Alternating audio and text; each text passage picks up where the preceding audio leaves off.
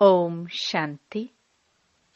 21 दिसंबर 2024। बाबा के महावाक्य। मीठे बच्चे, सच्ची कमाई करने का पुरुषार्थ पहले स्वयं करो, फिर अपने मित्र संबंधियों को भी कराओ। Charity begins at home. प्रश्न: सुख अथवा चैन प्राप्त करने की विधि क्या है? उत्तर: पवित्रता। जहाँ पवित्रता है वहाँ सुख चैन है। बाप पवित्र दुनिया सत्युग की स्थापना करते हैं, वहाँ विकार होते नहीं। जो देवताओं के पुजारी हैं वह कभी ऐसा प्रश्न नहीं कर सकते कि विकारों बिगर दुनिया कैसे चलेगी। अभी तुम्हें चैन की दुनिया में चलना है, इसलिए इस पतित दुनिया को भूलना है। शांति धाम और सुख धाम को याद करना है। ओम शांति। ओम शांति का अर्थ तो बच्चों को समझाया हुआ है। शिव बाबा भी ओम शांति कह सकते हैं, तो सालिग्राम बच्चे भी कह सकते हैं। आत्मा कहती है Om Shanti. Son of silence father. शांति के लिए जंगल आदि में जाकर कोई उपाय नहीं किया जाता। आत्मा तो है ही साइलेंस, फिर उपाय क्या करना है? यह बाप बैठ समझाते हैं।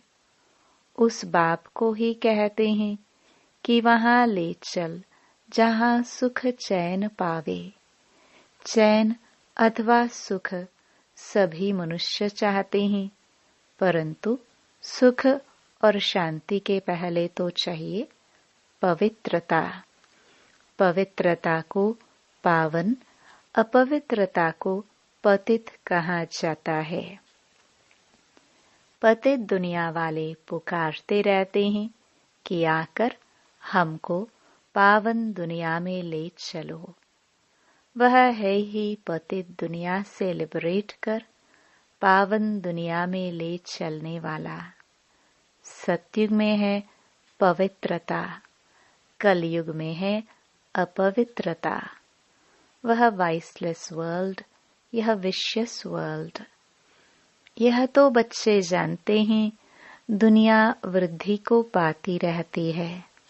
सतयुग वाइसलेस वर्ल्ड है तो जरूर मनुष्य थोड़े होंगे। वह थोड़े कौन होंगे? बरोबर सतयुग में देवी देवताओं का ही राज्य है। उसको ही चैन की दुनिया अथवा सुख धाम कहा जाता है। यह है दुख धाम। दुख धाम को बदल सुख धाम बनाने वाला एक ही परमपिता परमात्मा है। सुख का वर्षा जरूर बाप ही देंगे। अब वह बाप कहते हैं, दुख धाम को भूलो, शांति धाम और सुख धाम को याद करो। इसको ही मन मनाभव कहा जाता है। बाप आकर बच्चों को सुख धाम का साक्षात्कार कराते हैं। दुख धाम का विनाश कराए शांति धाम में ले जाते हैं। इस चक्र को समझना है। 84 जन्म लेने पड़ते हैं। जो पहले सुख धाम में आते हैं उन्हों के हैं 84 जन्म।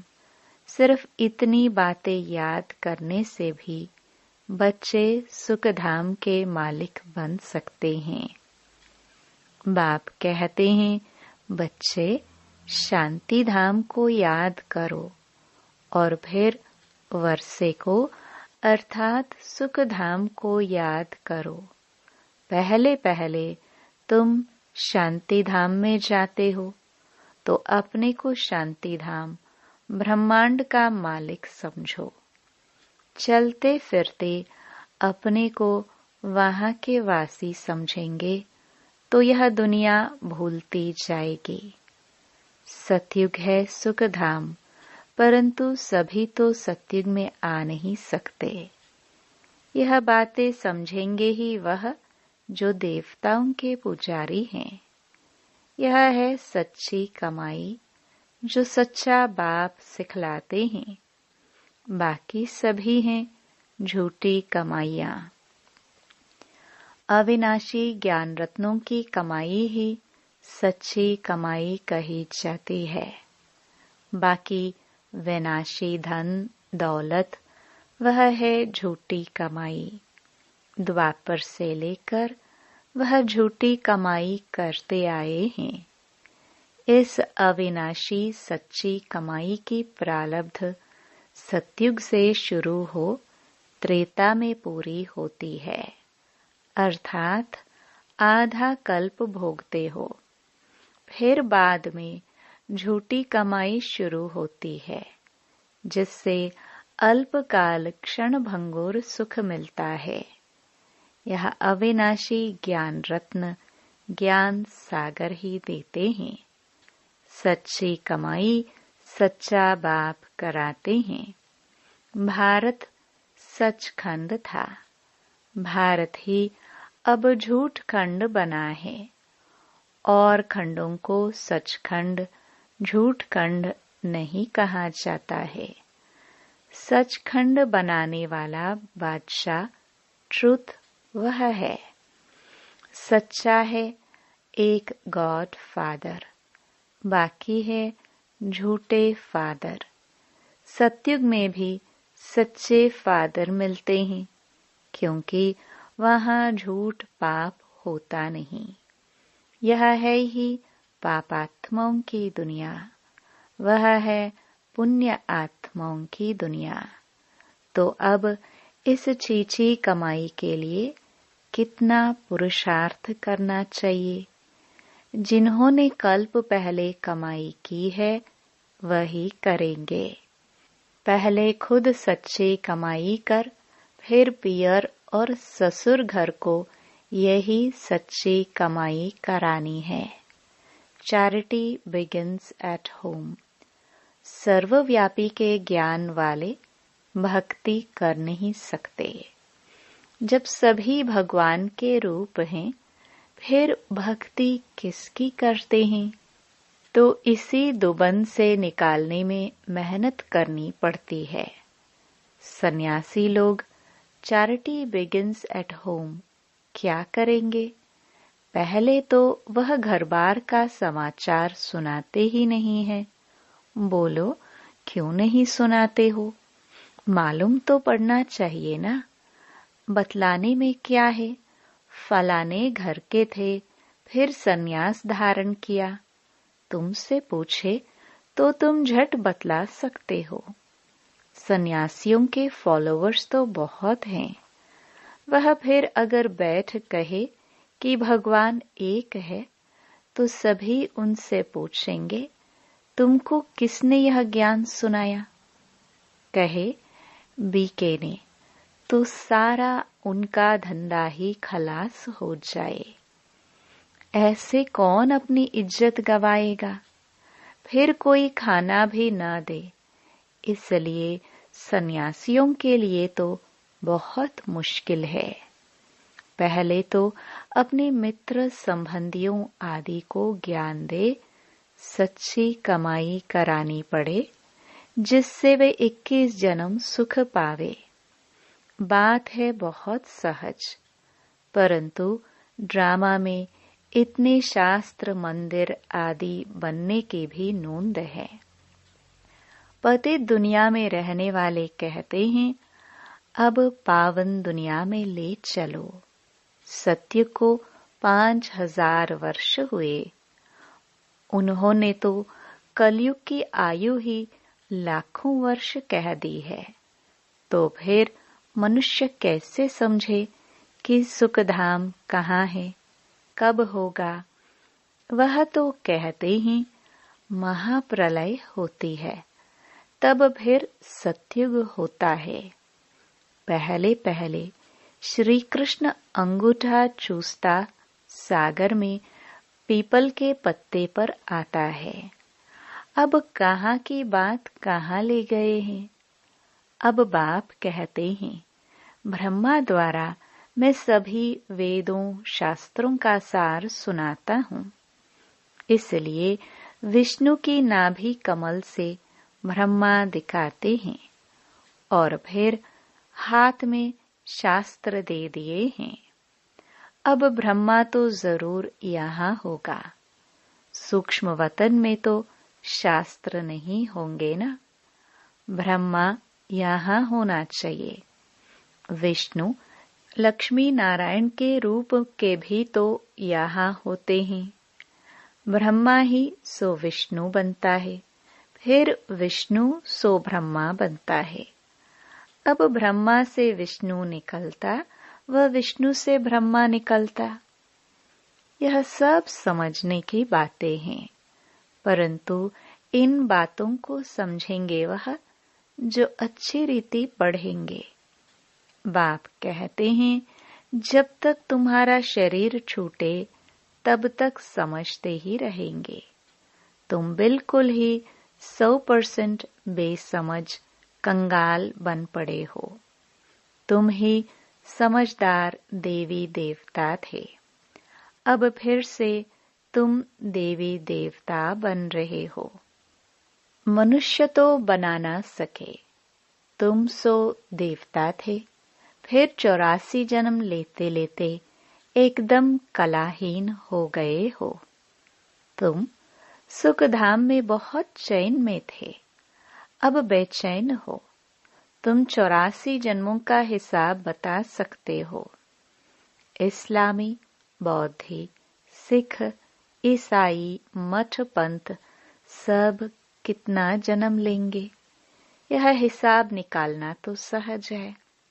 स्वर्ग के मालिक तो भारतवासी ही बनेंगे। सैपलिंग लगती है ना। यह है समझानी।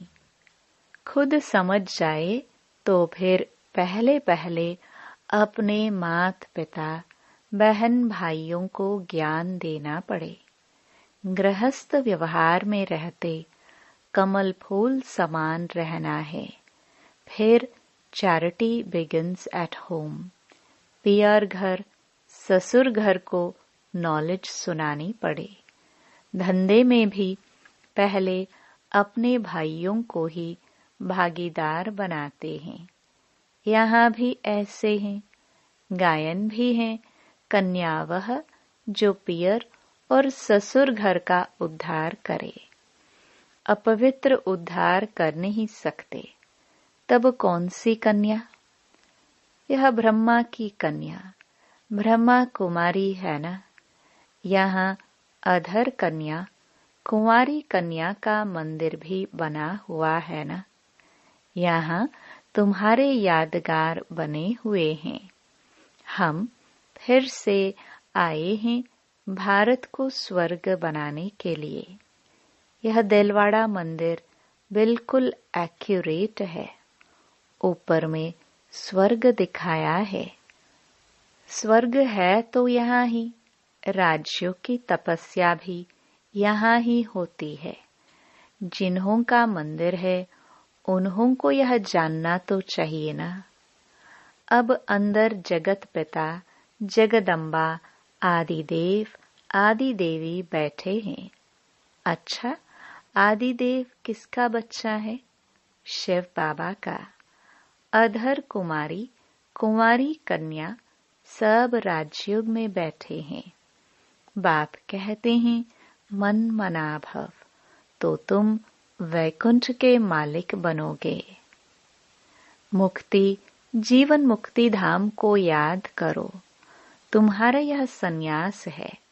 जैनी लोगों का सन्यास कितना डिफिकल्ट है। बाल आदि निकालने की कितनी कड़ी रस्म है। यहाँ तो है ही सहज राजयोग। यह है भी प्रवृत्ति मार्ग का। यह ड्रामा में नोंद है। कोई जैन मुनि ने बैठ अपना नया धर्म स्थापन किया, परंतु उसको आदि सनातन देवी देवता धर्म तो नहीं कहेंगे ना। वह तो अब प्राय लोप है। कोई ने जैन धर्म चलाया और चल पड़ा, यह भी ड्रामा में है। आदि देव को पिता और जगदम्बा को माता कहेंगे। यह तो सब जानते हैं कि आदि देव ब्रह्मा है। आदम बेबी एडम ईव भी कहते हैं। क्रिश्चियन लोगों को थोड़ी पता है कि यह एडम ईव अब तपस्या कर रहे हैं। मनुष्य सृष्टि के सीजरे के यह हेड है। यह राज भी बाप बैठ समझाते हैं। इतने मंदिर शिव के व लक्ष्मी नारायण के बने हैं, तो उनकी बायोग्राफी जानना चाहिए ना। यह भी ज्ञान सागर बाप ही बैठ समझाते हैं। परमपिता परमात्मा को ही नॉलेजफुल, ज्ञान का सागर, आनंद का सागर कहा जाता है। यह परमात्मा की महिमा कोई साधु संत आदि नहीं जानते। वह तो कह देते परमात्मा सर्वव्यापी है, फिर महिमा किसकी करे। परमात्मा को जानने के कारण ही फिर अपने को शिवोहम कह देते हैं।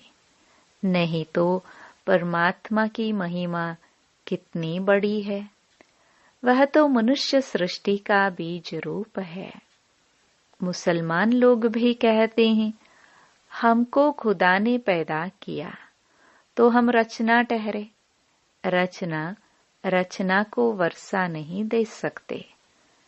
क्रिश्चियन को क्रिएटर से वर्षा मिलता है। इस बात को कोई भी नहीं समझते हैं। वह बीज रूप सत है, चैतन्य है। सृष्टि के आदि मध्य अंत का उनको ज्ञान है। सिवाय बीज के आदि मध्य अंत का ज्ञान कोई मनुष्य मात्र में हो नहीं सकता। बीज चैतन्य है तो जरूर नॉलेज उनमें ही होगी। वही आकर तुमको सारी सृष्टि के आदि मध्य अंत का नॉलेज देते हैं। यह भी बोर्ड लगा देना चाहिए कि इस चक्र को जानने से तुम सत्युग के चक्रवर्ती राजा अथवा स्वर्ग के राजा बन जाएंगे। कितनी सहज बात है। बाप कहते हैं, जब तक जीना है मुझे याद करना है। मैं खुद तुमको यह वशीकरण मंत्र देता हूँ। अब तुमको याद करना है बाप को। याद से ही विकर्म विनाश होंगे। यह स्वदर्शन चक्र फिरता रहे तो माया का सिर कट जाएगा। हम तुम्हारी आत्मा को पवित्र बनाकर ले जाएंगे। फिर तुम सतो प्रधान शरीर लेंगे। वहां विकार होता नहीं। कहते हैं, विकार बिगर सृष्टि कैसे चलेगी। बोलो, तुम शायद देवताओं के पुजारी नहीं हो। लक्ष्मी नारायण की तो महिमा गाते हैं संपूर्ण निर्विकारी। जगदम्बा जगत पिता निर्विकारी है। राजयोग की तपस्या कर पतित से पावन स्वर्ग के मालिक बने हैं। तपस्या करते ही हैं पुण्य आत्मा बनने के लिए। अच्छा, मीठे मीठे सिखिलदे बच्चों प्रति मात पिता बाप दादा का याद प्यार और गुड मॉर्निंग। रूहानी बाप की रूहानी बच्चों को नमस्ते। धारणा के लिए मुख्य सार। पहला, इस पुरानी दुनिया को बुद्धि से भुलाने के लिए चलते फिरते अपने को शांति धाम का वासी समझना है। शांति धाम और सुख धाम को याद कर सच्ची कमाई करनी है और दूसरों को भी करानी है। दूसरा, राजयोग की तपस्या कर स्वयं को पुण्य आत्मा बनाना है। माया का सिर काटने के लिए स्वदर्शन चक्र सदा फिरता रहे। वरदान, संपन्नता द्वारा सदा संतुष्टता का अनुभव करने वाले संपत्तिवान भव। स्वराज्य की संपत्ति है, ज्ञान, गुण और शक्तियां हैं। जो इन सर्व संपत्तियों से संपन्न स्वराज्य अधिकारी हैं, वह सदा संतुष्ट हैं। उनके पास अप्राप्ति का नाम निशान नहीं। हद के इच्छाओं की अविद्या, इसको कहा जाता है संपत्तिवान। वह सदा दाता होंगे, मंगता नहीं। वे अखंड सुख शांतिमय स्वराज्य के अधिकारी होते हैं। किसी भी प्रकार की परिस्थिति उनके अखंड शांति को खंडित नहीं कर सकती। स्लोगन, ज्ञान नेत्र से तीनों कालों और तीनों लोकों को जानने वाले मास्टर नॉलेजफुल हैं। ओम शांति।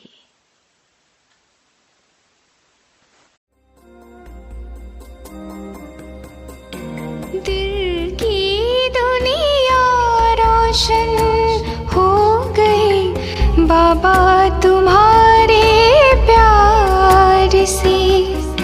मन का चमन गुलजार हुआ है बाबा तेरे उपकार से।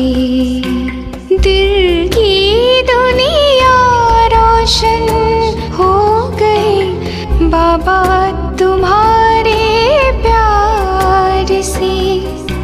मन का चमन गुलजार हुआ है बाबा तेरे उपकार से।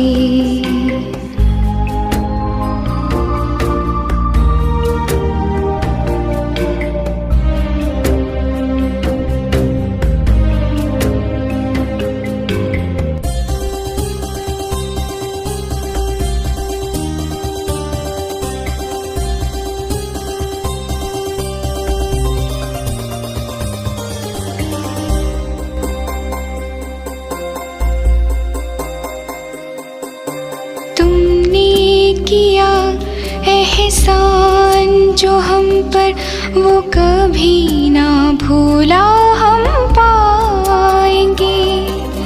तुमने किया एहसान जो हम पर वो कभी ना भूला हम पाएंगे। जब तक है नभ में चाँद सितारे एक तेरे ही गुण हम गाएंगे। धन्य हुई आँखें मेरी ओ बाबा तेरे दीदार से। धन्य हुई आँखें मेरी ओ बाबा तेरे दीदार से। ओ बाबा तेरे दीदार से। दिल की दुनिया रोशन हो गए बाबा तुम्हारे प्यार से। मन का चमन गुलजार हुआ है बाबा तेरे उपकार से।